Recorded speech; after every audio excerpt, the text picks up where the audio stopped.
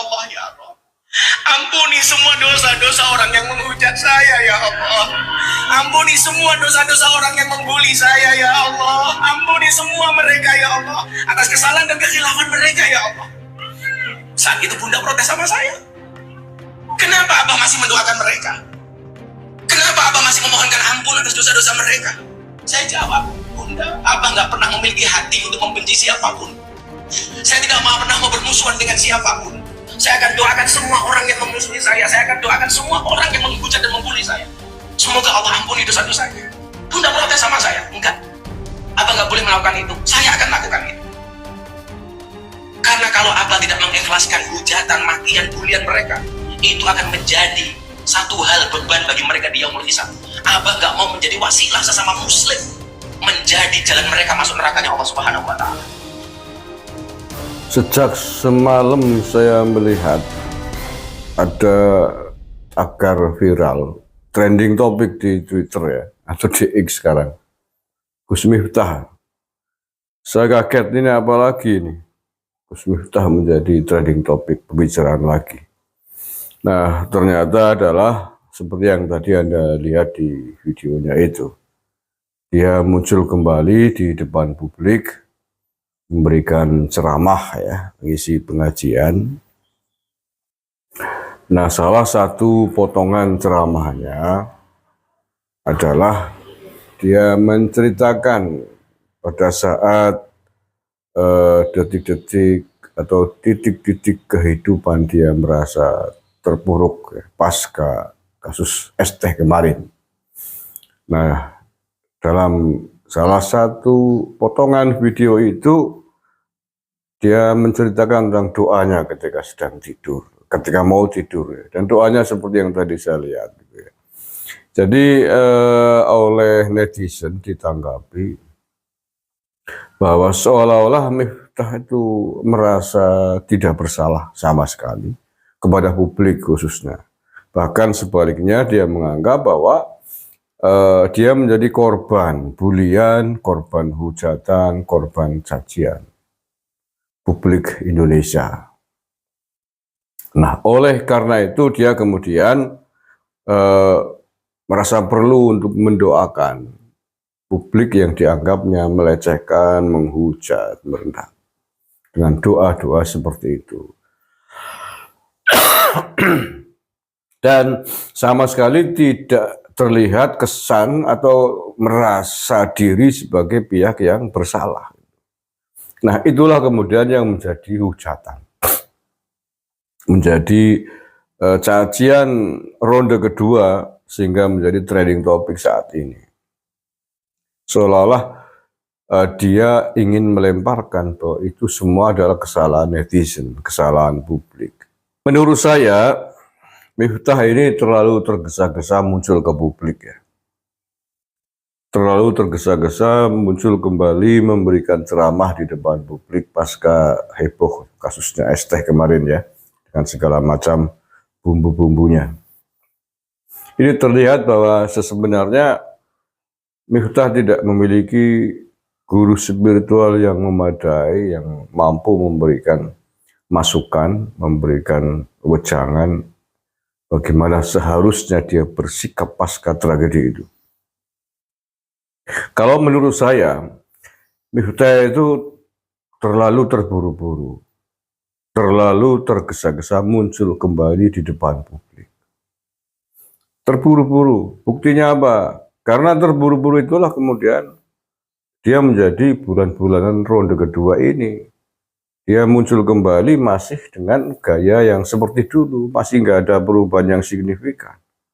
Masih kelihatan kesan arogannya. Belum lereb, belum menep, belum bisa melihat secara jernih sebenarnya apa yang dia alami, kesalahan apa yang dia lakukan, dan harus bagaimana. Belum. Makanya begitu muncul ya kembali menjadi persoalan baru, menimbulkan persoalan baru.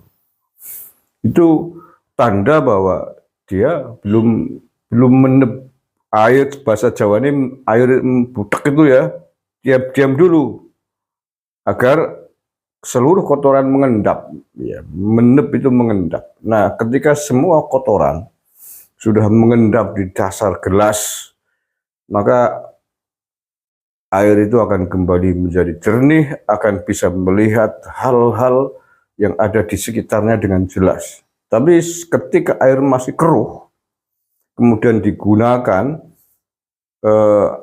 diminum, masih kotor air itu, tidak akan bisa memberikan manfaat yang baik. Apa yang ada di dalam air itu nggak kelihatan, mana sih sebenarnya yang pasir, mana yang batu, itu ya, karena belum mengendap.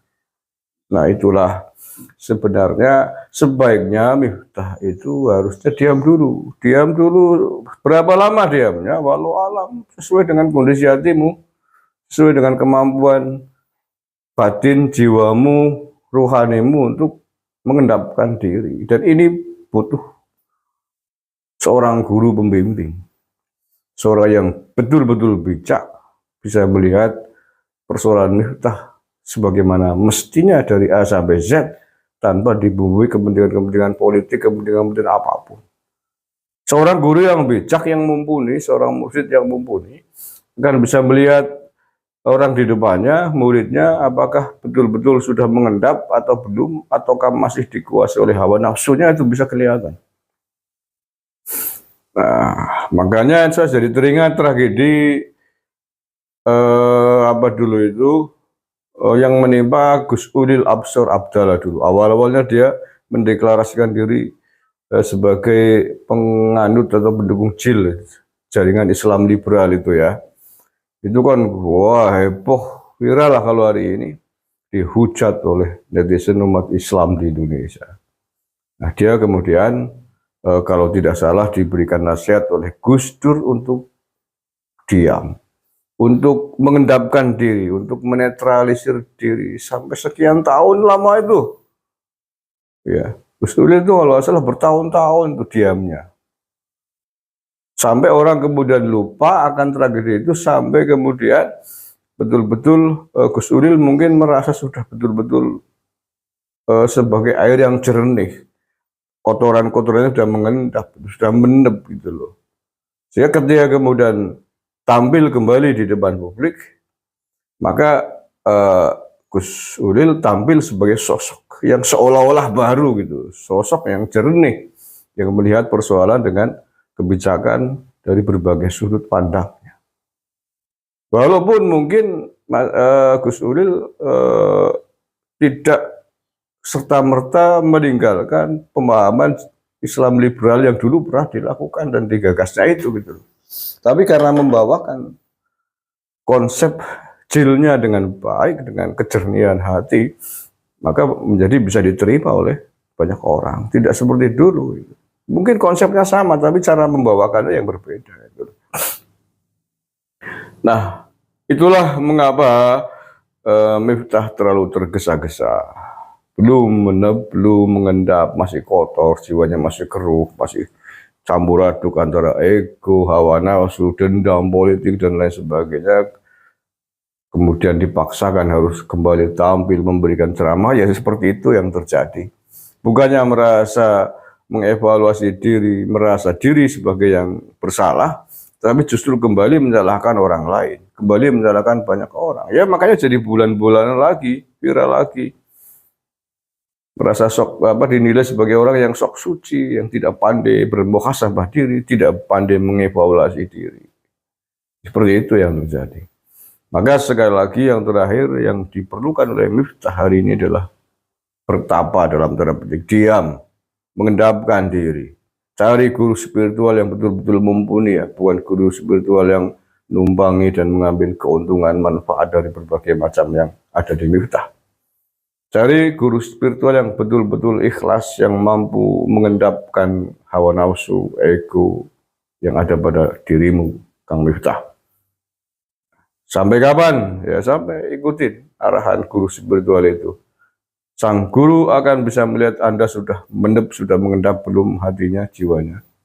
Nah, kalau nanti sudah dianggap mengendap, pasti akan dilepas kembali untuk berbakti kepada agama umat banyak gitu. Tapi kalau dianggap masih belum ya, kalau guru spiritual yang mumpuni pasti nggak akan mengizinkan untuk melepaskan Anda ke depan publik lagi. Tapi kalau kemudian Anda nggak manut, ya resiko sendiri akan terjadi.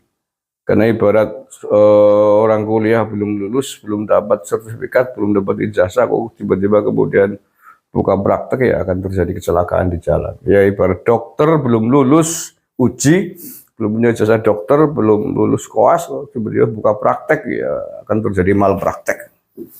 Begitulah gambarannya. Terima kasih. Assalamualaikum warahmatullahi wabarakatuh.